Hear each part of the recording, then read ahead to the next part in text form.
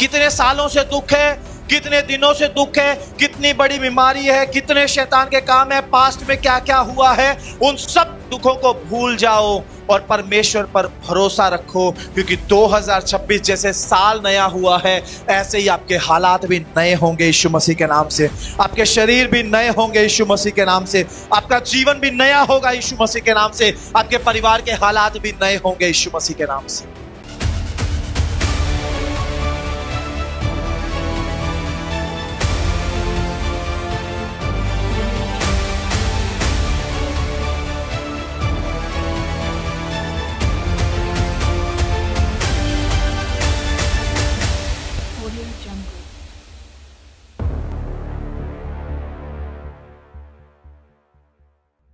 बीते समय के दुख, बीते समय की पीड़ाएं, बीते समय के पाप, बीते समय के तरह तरह के शैतान के कामों पर मन लगाकर रखेंगे तो आगे जो हो रहा है वो नहीं देख पाएंगे। आप जानते हैं, परमेश्वर ने जब इजरायली लोगों को मिस्र की गुलामी से छुड़ाने के लिए मूसा को भेजा तो पहले 10 विपत्तियां आई मिस्र देश के ऊपर। फिर परमेश्वर के लोग जो लाखों की संख्या में थे वहां से निकले। क्यों निकले? परमेश्वर उनको गुलामी से निकाला। कहां लेकर जाना था? बाइबल में लिखा है परमेश्वर ने अपने लोगों को वादा किया, मैं तुम्हें उस देश में लेकर जाऊंगा जहां दूध और मधु की धाराएं बहती हैं। इसका मतलब उस समय का जो सबसे अमीर देश था, जहां की जमीन सबसे ज्यादा उपजाऊ थी, जहां का रहन सहन सबसे बेहतरीन था, परमेश्वर ने वादा किया था कि तुम्हें गुलामी से निकालकर मैं उस देश में लेकर जाऊंगा और तुम्हारे हालातों को मैं बदल दूंगा। आमीन। ये योजना के अनुसार मूसा गया। मूसा ने लाखों इस्राएलियों को वहां से निकाला। पर जब इस्राएली लोग वहां से निकले, इस्राएलियों का मन उनके पास्ट पर लगा था। वादा क्या है? उस देश में पहुंच जाओगे जहां दूध और मधु की धाराएं बहती हैं। इस गुलामी से मैं तुम्हें निकालने वाला हूं। आमीन। मूसा लेकर निकला, थोड़ी सी दूर पहुंचे, फिरौन की सेना पीछे से आई, आगे लाल समुंदर था। एक बहुत बड़ी मुसीबत में इजरायली फंस गए। इजरायलियों को अपना पास्ट याद आ गया और मूसा को बोलते, अरे मूसा, तू मरवाने के लिए हमें यहां लेकर आ गया, हम तो जिंदा ही नहीं बचेंगे। उस देश में कहां से पहुंचेंगे? कैसे बचेंगे हम यहां पर जिंदा? आगे जाएंगे तो डूब के मर जाएंगे, पीछे हम जा नहीं सकते क्योंकि बड़ी सेना हमारा पीछा कर रही है, हम बचने वाले नहीं है। मूसा ने लाठी उठाई, लाल समुंदर 2 भाग हो गया। इजरायली जमीन के ऊपर चलकर समुंदर पार हो गए और वहीं से जब मिस्रियों ने उसको पार करना चाहा, फिर से समुंदर का पानी वापिस आया और सारे डूबकर खत्म हो गए। बड़ा काम कर दिया खुदा ने, हालेलुया। पर जब आगे गए, जंगल आ गया। जंगल में कोई नदी नहीं है, कोई कुआं नहीं है, कोई तालाब नहीं है, पीने का पानी नहीं है। मूसा को बोलते, अरे मूसा, तू प्यासा मारने के लिए हमें लेकर आ गया। जब हम मिस्र में थे वहां नील नदी थी, बहुत अच्छी अच्छी नदियां थी, बड़ा साफ सुथरा पीने का पानी था। तू हमें प्यासा मारने के लिए निकाल कर लेकर आ गया। इससे अच्छा तो हम वहीं रह जाते। ध्यान कहां है? पीछे। ध्यान कहां है? पीछे क्या था? क्या आशीषें थी? कितना अच्छा पानी था। अब मूसा ने लाठी मारी चट्टान के ऊपर, चट्टान में से पानी निकला। इतना पानी निकला, लाखों लोगों ने अपनी प्यास को बुझा लिया। एक और बड़ा चमत्कार, अब खाने के लिए खाना नहीं है। अरे मूसा, मिस्र में थे, पेट भर के खाना तो मिलता था, तू कहां हमें लेकर आ गया? यहां तो खाने के लिए भी कुछ नहीं है। हमारे बच्चे, हमारे बुजुर्ग भूखे मर रहे हैं, हमारे पास खाने के लिए कुछ भी नहीं है। मूसा ने प्रार्थना की, स्वर्ग से मन्ना बरसा। स्वर्ग का खाना उस जनरेशन ने खाया, उस पीढ़ी ने खाया, जो ना उसके पहले किसी को मिला, ना उसके बाद किसी को मिला। परमेश्वर ने उनका पेट भर दिया, लेकिन उनका ध्यान कहां पे है? मिस्र में। कहां है उनका ध्यान? मिस्र में। मिस्र में हमें खाना अच्छा मिलता था। अब रोज मन्ना बरसता है, स्वर्ग का खाना रोज खाते हैं, रोज खाते हैं, रोज खाते हैं। खाने के बाद एक दिन मूसा को बोलते हैं, अरे मूसा कहां लेकर आ गया हमें? मिस्र में थे तो मांस खाने को मिलता था, नॉनवेज मिलता था, यहां तो मन्ना खा खा के तंग हो गए। मूसा ने परमेश्वर को बोला, परमेश्वर ने बोला कल इतना मांस आएगा, ये जितना मर्जी खा ले कम नहीं पड़ेगा। मूसा ने बोला ये कैसे हो जाएगा? परमेश्वर ने बोला मैं करूंगा। अगले दिन बटेरें आके इजरायलियों की छावनी में गिरने लगी। इजरायलियों ने पका पका के खाया सब कुछ, और इतना खाया, बाइबल में लिखा खा खा के मर गए, खा खा के मर गए वो। ध्यान कहां है? मिस्र में। मिस्र में पानी मिलता है, मिस्र में खाना मिलता है, मिस्र में नॉनवेज मिलता है, मिस्र में हम रहते थे। परमेश्वर कनान देश लेकर जाना चाहता है, इनका ध्यान मिस्र में है। और एंड में रिजल्ट पता क्या हुआ?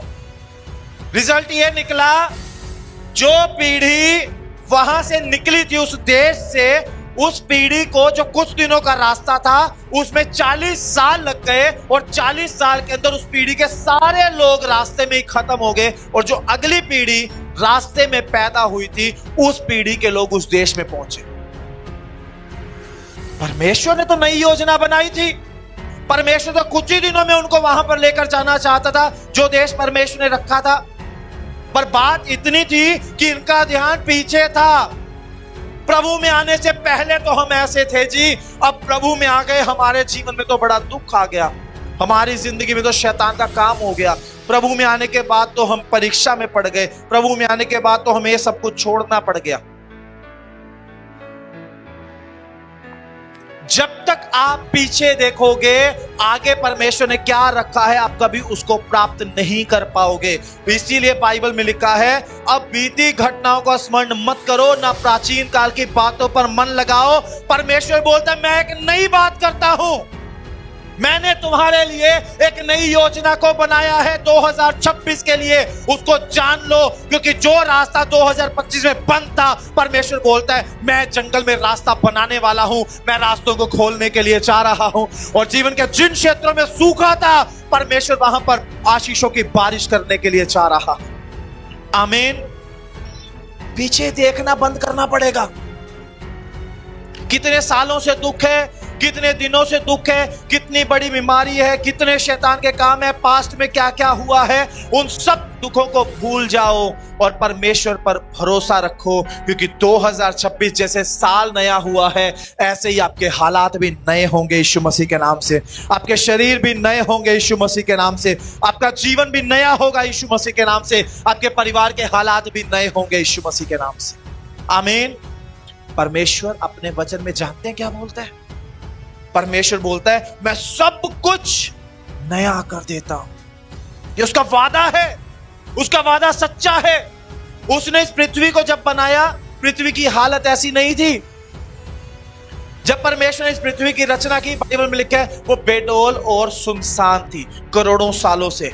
जिस दिन पवित्र आत्मा वहां पर पहले से मंडलाता था, जिस दिन परमेश्वर ने वचन बोला, उसी दिन से बदलाव शुरू हो गया और कुछ दिनों में पृथ्वी बहुत सुंदर, बहुत हरी भरी हो गई।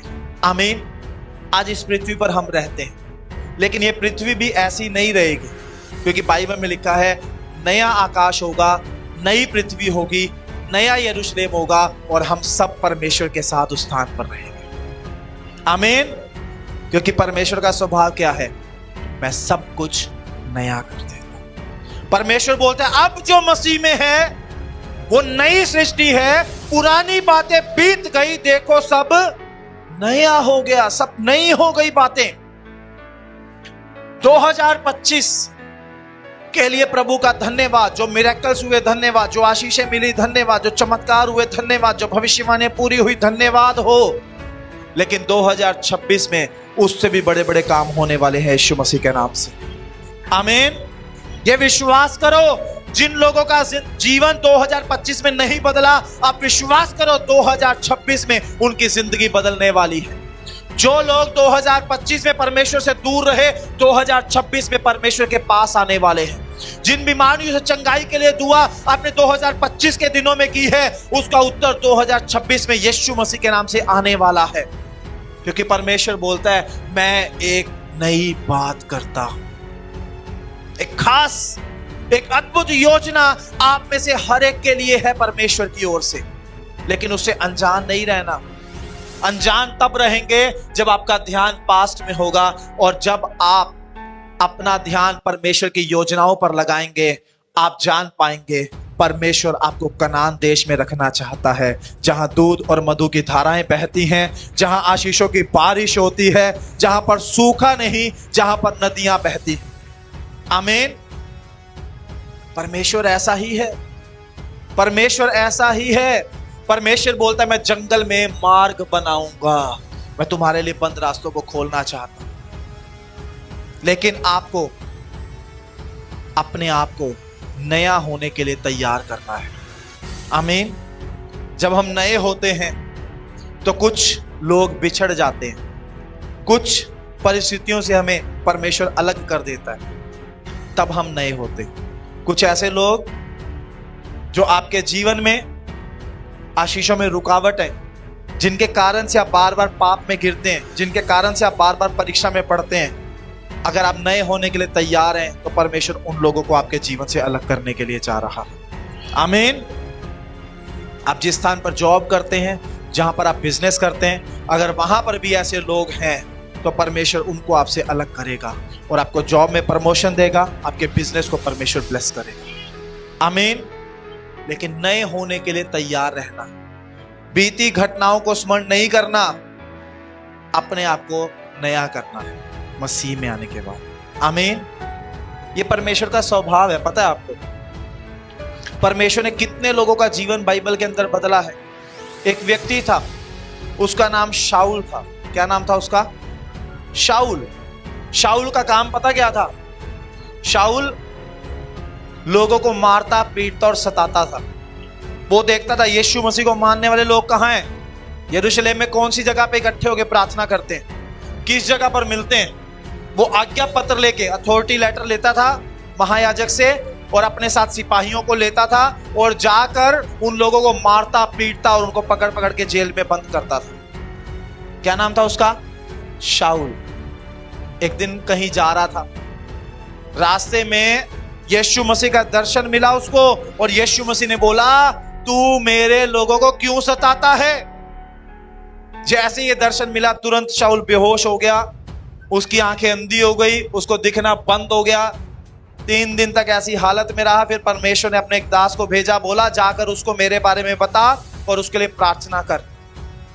अब ये जो प्रभु का दास है, ये परमेश्वर की आवाज को सुनने के बाद भी डर रहा है और परमेश्वर को बोल रहा है, अरे प्रभु, वो तो मारता पीटता है, वो तो कोड़े से मारता है, वो तो जेल में बंद कर देते हैं, मैं उसके पास कैसे जाऊं? परमेश्वर बोलता है, तू जा, क्योंकि मैंने उसको नया कर दिया है। Hallelujah, hallelujah, hallelujah. परमेश्वर ने उसको नया कर दिया।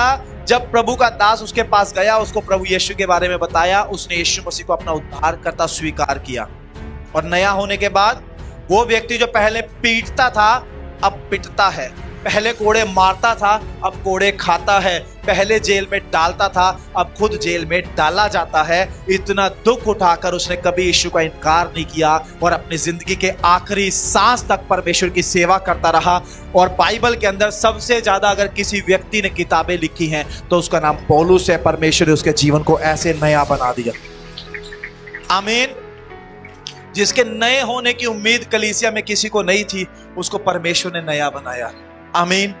अगर आप अपने परिवार, अपने पड़ोसी, अपने रिश्तेदार, अपने जानने वालों की जिंदगी को देखते हैं, वो पाप में फंसे हैं, वो मसीह का विरोध करते हैं, वो यीशु मसीह से दूर हैं, वो विश्वास में नहीं बढ़ते, तो प्रभु का धन्यवाद करो। जैसे परमेश्वर ने शाऊल को पौलुस बना दिया, ऐसे ही आपके घर के लोगों को भी परमेश्वर बदलेगा और वो आपके साथ आकर खुदा की महिमा करेंगे। आमीन। क्या विश्वास करते प्रभु ऐसा करेगा? क्या विश्वास करते प्रभु आपको नई सृष्टि बनाएगा? क्या आप नए होने के लिए तैयार हैं?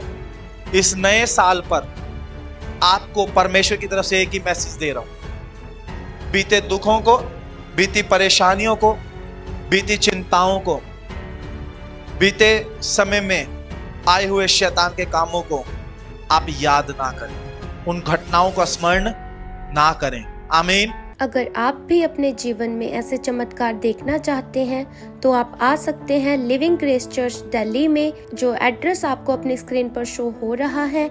इस एड्रेस पर आपको आना है। अधिक जानकारी के लिए आप दिए गए नंबर पर संपर्क कर सकते हैं।